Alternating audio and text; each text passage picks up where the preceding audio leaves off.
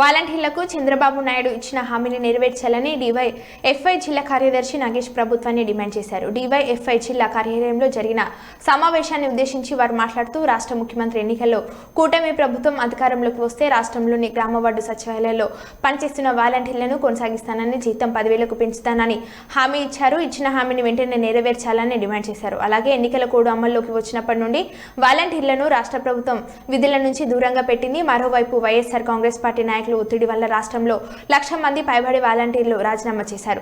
వాలంటీర్లు అందరినీ తిరిగి విధుల్లోకి తీసుకుని చంద్రబాబు నాయుడు ఇచ్చిన హామీని నెరవేర్చాలని డిమాండ్ చేశారు.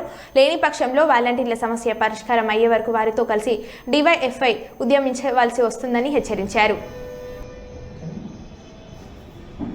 డివైఎఫ్ఐ కర్నూలు జిల్లా కమిటీగా రాష్ట్ర ప్రభుత్వాన్ని, ముఖ్యంగా చంద్రబాబు నాయుడు గారు ఎన్నికల్లో వాలంటీర్లను తిరిగి మేము మా ప్రభుత్వం వస్తే కూడా కొనసాగిస్తాము, ప్రతి వాలంటీర్కి జీతం 10,000 రూపాయలు పెంచుతామని చెప్పేసి హామీ ఇచ్చారు.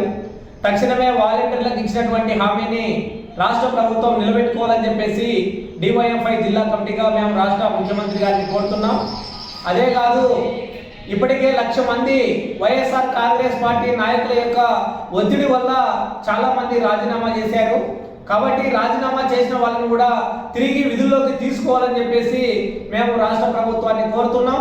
ప్రధానంగా వాలంటీర్లు ఉండడం ద్వారా ఖచ్చితంగా ప్రజలకు ఎంతో కొంత మేలు జరుగుతుంది. ప్రజలందరికీ ఇంటి దగ్గరికే వెళ్ళి వాళ్ళకి సంబంధించినటువంటి సేవలను చేయడానికి వాలంటీర్ వ్యవస్థ చాలా ఉపయోగపడుతుంది. ముఖ్యంగా విపత్తు జరిగినటువంటి కరోనా టైంలో చాలా మంచి సర్వీస్ వాలంటీర్లు కూడా అందించారు. కాబట్టి రాష్ట్ర ప్రభుత్వం వెంటనే వాలంటీర్ల పునర్వ్యవస్థీకరణ చేసి మొత్తం వాలంటీర్లను అందరినీ కూడా తీసుకోవాలని చెప్పేసి, ఎవరైనా రాజీనామా చేసిన వాళ్ళు తిరిగి విధుల్లో చేరకపోతే కొంత నోటిఫికేషన్ ఇచ్చినా సరే మొత్తం వాలంటీర్లను రిక్రూట్ చేసుకోవాలని చెప్పేసి డివైఎఫ్ఐ జిల్లా కమిటీగా మేము రాష్ట్ర ప్రభుత్వాన్ని కోరుతున్నాం.